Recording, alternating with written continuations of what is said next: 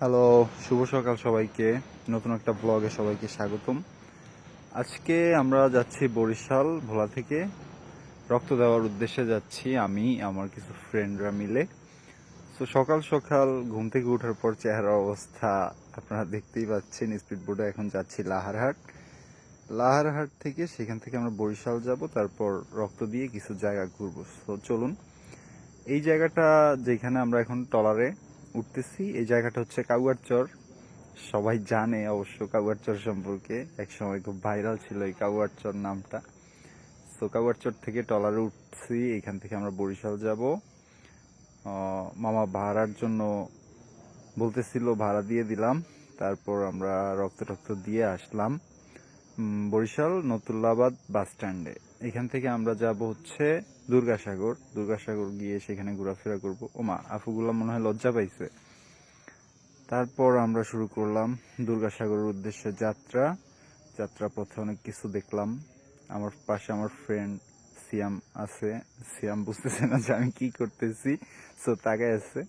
দুর্গাসাগর যাওয়ার পরে এরকম একটা চিড়িয়াখানা দেখলাম, সেখানে খুব কিউট কয়েকটা চিত্রা হরিণ ছিল।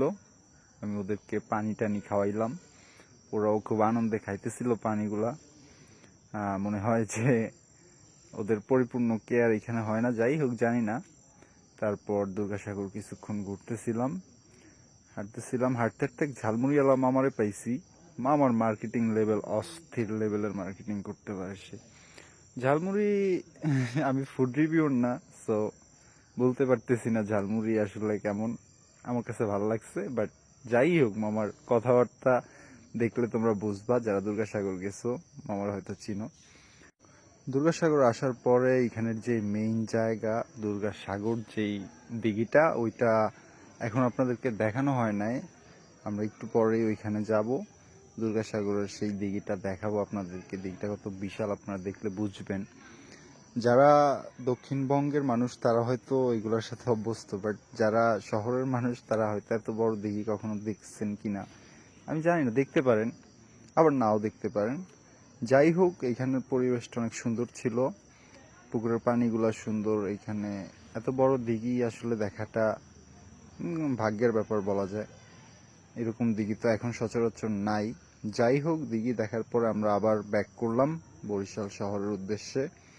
সেইখান থেকে আমরা আবার ভোলায় ব্যাক করব। সো আর শহরের ভিডিও আমি দেখালাম না, আমরা সরাসরি আসলাম বরিশাল লঞ্চঘাট। সেইখান থেকে ভোলা টু বরিশাল যে লঞ্চগুলা যায় আর কি, ভেদুরিয়া ঘাটে যে লঞ্চগুলা গিয়ে থামে, এই দুইতলা লঞ্চগুলা ছোট এগুলাই করেই যেতে হয় মূলত ভোলায়। আর বিকল্প হিসাবে স্পিড বোট রয়েছে, স্পিড বোটে চাইলে আপনারা যেতে পারেন। সো আমাদের হাতে যেহেতু সময় ছিল, আমরা লঞ্চেই উঠছি। লঞ্চে উঠার পরে এখানের ওয়েদার খুব সুন্দর লাগতেছিল, তাই একটু ভিডিও করলাম ঘাটে। এভাবে দেখতে লঞ্চ ভোলার উদ্দেশ্যে রওনা দিল। আর যেহেতু প্রিপারেশন ছিল না, ভিডিও ফুলফিল করতে পারি নাই, যতটুকু ছিল ততটুকু আপনাদেরকে দেখানোর চেষ্টা করছি। সো সবাই ভালো থাকবেন, সুস্থ থাকবেন, আর পরবর্তী ভিডিওর জন্য ওয়েট করবেন। আর আমার ভিডিও ভালো লাগলে like, comments, share please. Thank you.